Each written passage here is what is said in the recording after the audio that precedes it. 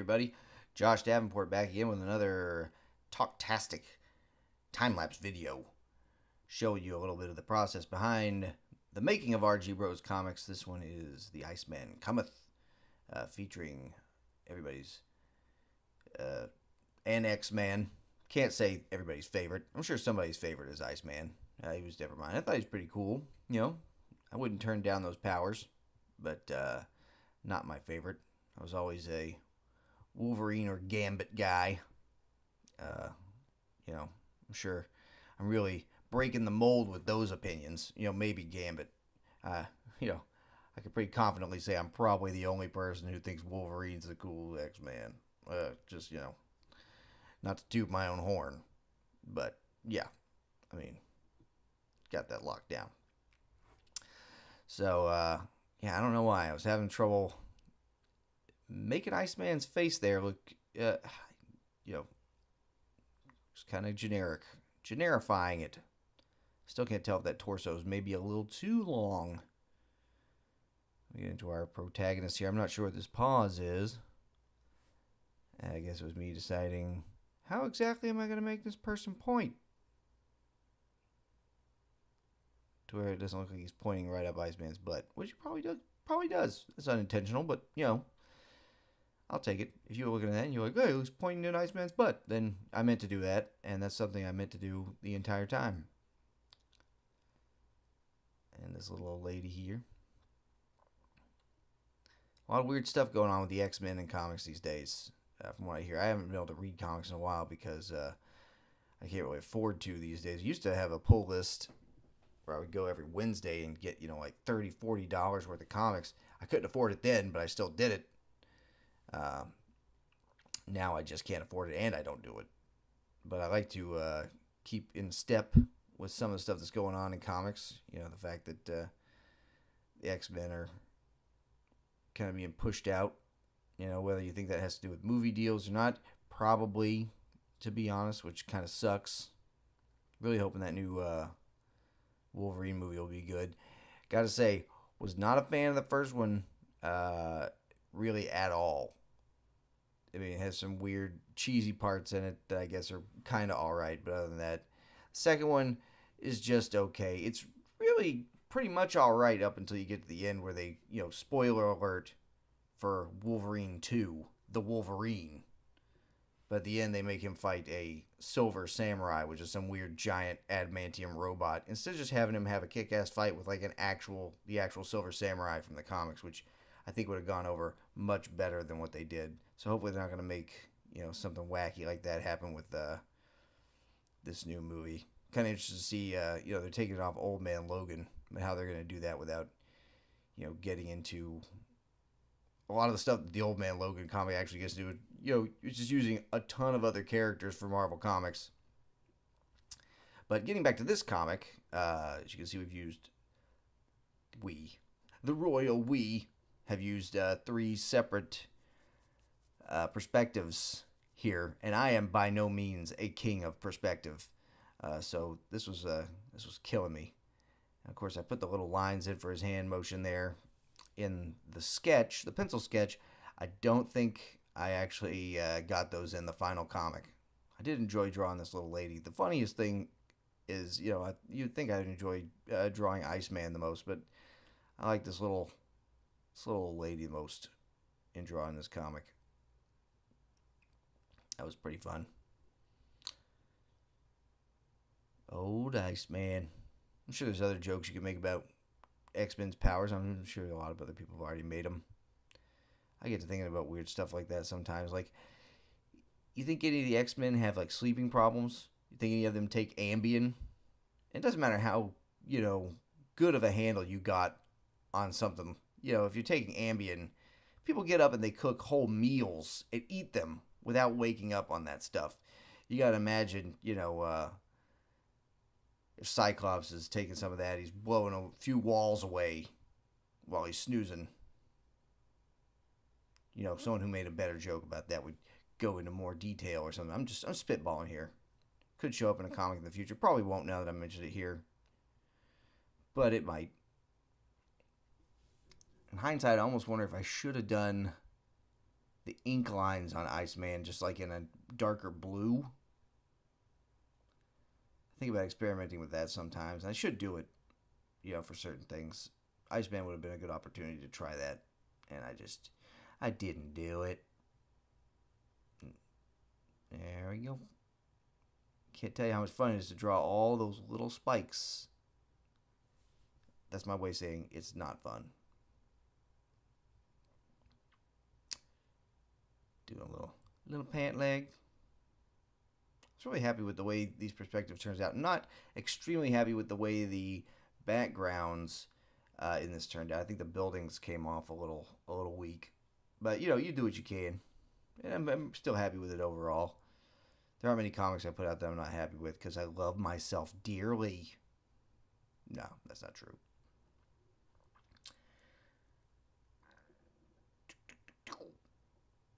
Little hand drawing action going on. That's another thing. I think I talked about this before. Trying to decide whether I'm going to make, Reggie a full 5-fingered character sometime in the future. That might change. In this comic, I got 2 normal people. And usually, when I draw comics with just random people or characters in them, I usually go full 5 fingers. I don't know why I didn't with this one. Maybe I was just lazy that night and decided I ain't gonna be drawing a bunch of fingers. I'm not gonna be up all night drawing fingers. Because right now, as I'm recording, this is about 2:23 in the morning. No, it is 2:23. Sorry, I'm looking at the video feed of the comic being drawn, which says 11, and then I look down at the 2:23. I wish it was 11 o'clock right now. God, that'd be great. I gotta really start trying to do these earlier in the evening, so I'm not up to the break of dawn cranking out these V'gers. The V'gers. V'ger is coming. I hope you get that reference. I really do. I think when it comes to coloring, the worst thing for me, it's, super easy. I've long since had the colors picked out for Reggie and the guys. And, well, to a certain extent, I go back and choose from that palette in the December 31st or whatever from 2014. And Reggie's pants are way too blue in that one, so I constantly just, ink drop Baxter and then make it a few shades darker, and then make those Reggie's pants. And that works out better for me. But when it comes to just random characters like these two, picking colors for them, picking colors is always the hardest part for me. And it's really easy. If you ever used Adobe Illustrator, they got really great menus in there for if you pick a color, you can go through and select, complementary colors to it and things like that. It's all laid out very nicely. If there is something like that in Manga Studio 5 or Clip Studio Paint Pro, somebody leave a comment. Get with me on Facebook or Twitter or something. Let me know, because that would be a lifesaver for me. Not to have to constantly rely on my own innate sense of color, because mine is terrible. At least that's my opinion. Yeah, here these crumb bum buildings back here. I don't know why I just made them brown like that. Maybe to stand off against that blue, but there's probably a better choice. Not the best city scene I've ever made, but not the worst. There have been worse. I think one of the early comics of 2014, I drew a layout that was outside of a movie theater, and that's probably one of the worst backgrounds I've ever drawn, ever. Hands down. I'm not going to deny it. I did kind of enjoy drawing Iceman's ice trails in here, though. That was pretty fun. Been playing a couple of video games lately. Sure, some of you are into games. I'll tell you one I tried out the other night. They got this new free-to-play game. I'm not a huge fan of free-to-play. Most of the time, I usually steer clear of it. But there's this game they just released on PS4, done by Suda51 and a couple other studios, and stuff called Let It Die. And they've been described as a free-to-play, Dark Souls-ish game. And I'm deep into Dark Souls. I've written many comics about Dark Souls. I'll probably write more in the future. I don't know if they're ever going to do another Dark Souls game after 3. They've said that they maybe won't, so that might not happen. But they dropped the Dark Souls comparison in some talks about it. So I was like, I'll give it a shot. I'll give anything a shot that says it's like Dark Souls. So tried it out, and it's all right. You know, it's suitably wacky. If you ever played any of Suda51's other games, I've never finished any of them, but you know, I've enjoyed them to some extent. You know, it's got a really great aesthetic to it.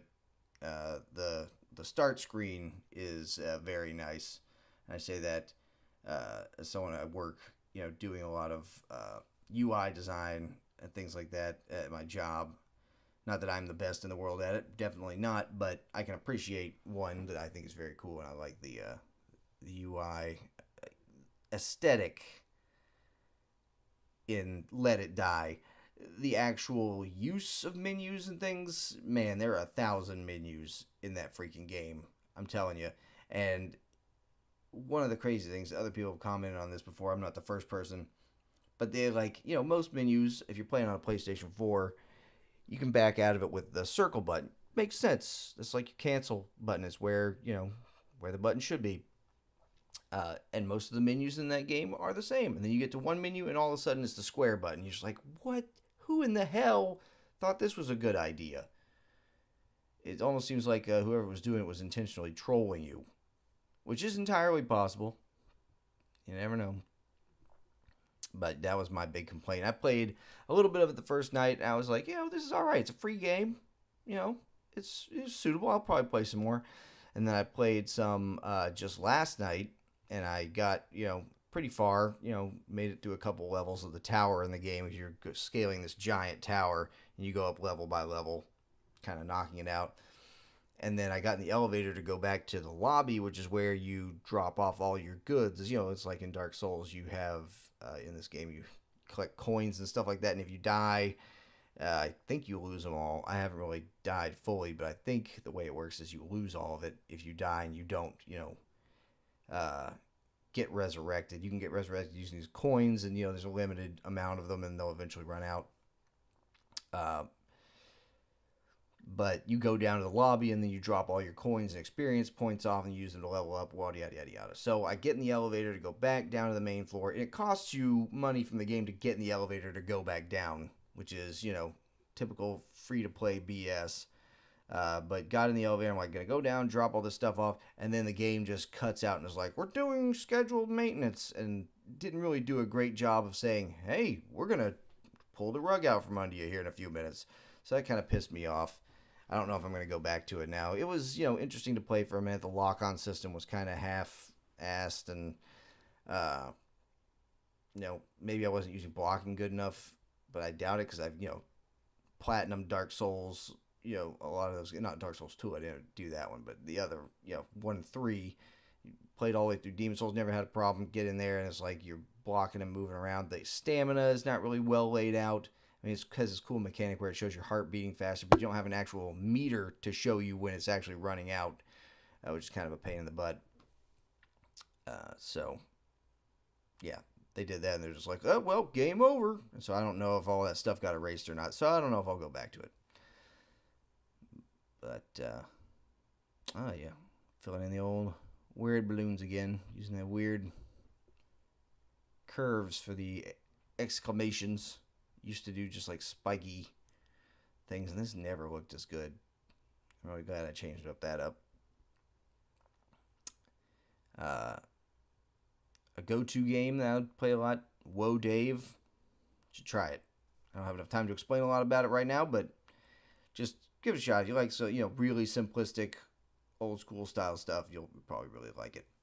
But that's drawing this video to a close as we fill in the herk, which is one of my favorite ways to say I'm about to vomit. Herk. Yeah, gotta love that. Little stink cloud. Happy little stink cloud there. Well, I'm going to leave you all with that vomitous vapor cloud. And I hope you enjoyed this video. Thanks again to the folks on Patreon who are making all this possible. Don't forget to like and subscribe, and come check me out on Twitter and the Facebook and all that good nonsense. Love to hear from you. All right. See you on the next one.